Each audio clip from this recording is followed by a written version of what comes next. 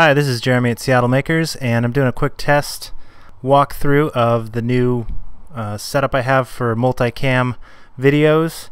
I'm using OBS Studio and a Blue Snowball mic, and I've got the hotkeys set up, and I'm going to show you, I'm going to walk you through how I set this system up.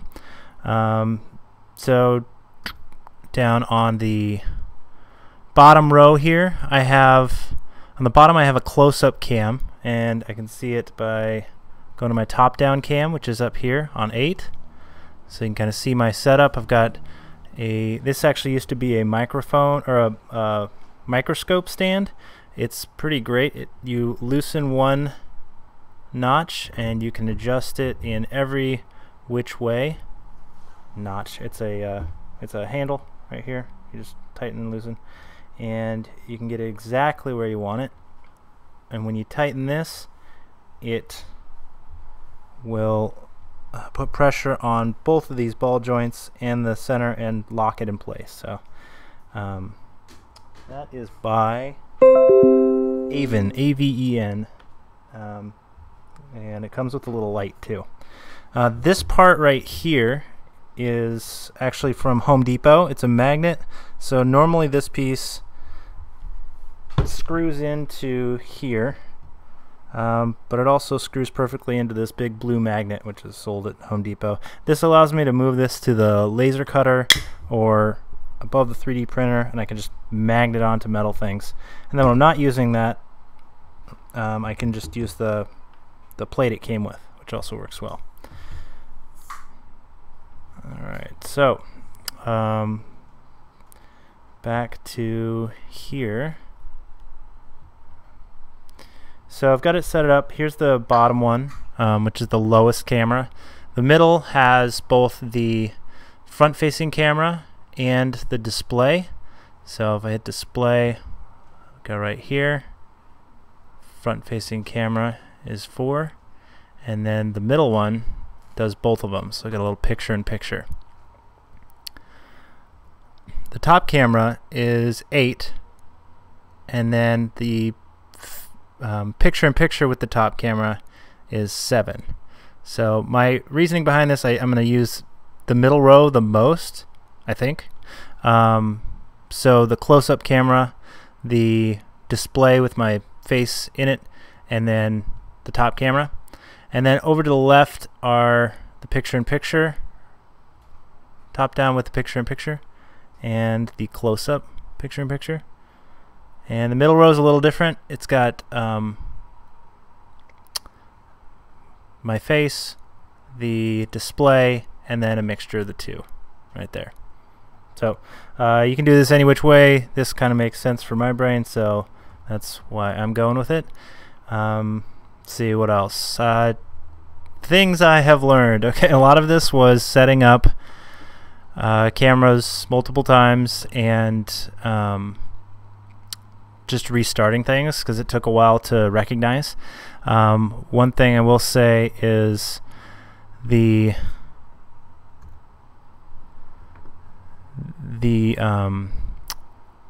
what are these? C922s, the Logitech C922s were both connected to the USB out here. So I don't know if this is a data issue or a power issue, but it only worked when I dropped the resolution down to 800 by 640, or actually it was let's see, got the resolution at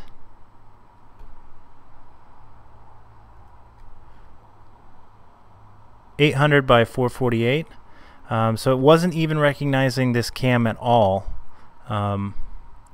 We got the Eye of Sauron and Eye of the Tiger down here, and Tiger was not recognized at all until I dropped the resolution. So that also helps your frame rate go a whole lot faster. So I'd highly recommend dropping that down first thing, and then did a few other things. If you go into now none of my hotkeys are working. There we go. If you go into the Logitech camera settings. That's going to have your permanent settings, so save everything there. And that actually took 2 updates out of the box, so before you do anything, just update, download the updates, install them, download updates, install them, and then drop your resolution down. That should get it working. And then with the BRIO, I ended up going a little bit higher resolution since it's the front-facing cam. We'll see what this looks like on a big screen, but they're pretty good resolution-wise.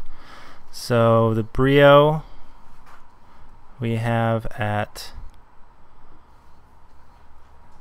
custom resolution and match output frames per second, video format MJPEG, color space 709, color range is full, and these are pretty much the same on the other cameras.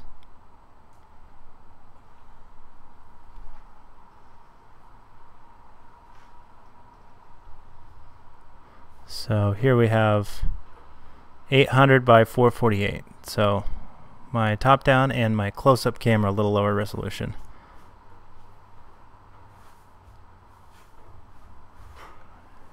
Oops. And we'll change that. Okay, so that's pretty much it. Here's all my settings. Oh, and then the Blue Ball mic took a while to set up too. It also seemed to be a matter of just turning it off, turning on. One thing I did is go into the microphone settings and identified it, turned it off in software, and then turned it back on, and that seemed to help recognize it. So good luck doing your setup, and we'll try this out and see how it goes. Thanks for watching.